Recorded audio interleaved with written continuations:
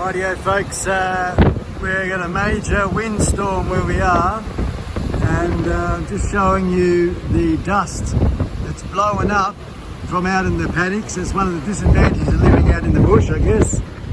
But yeah, she's blowing up a fair bit. It's 3 o'clock in the afternoon, and yeah, she's really windy, as you can see by the trees. It's a good day to go out tomorrow when it settles. All the old trees have fallen down for firewood.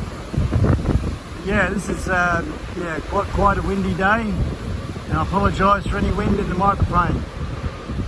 Alright, I better get back inside before I blow away.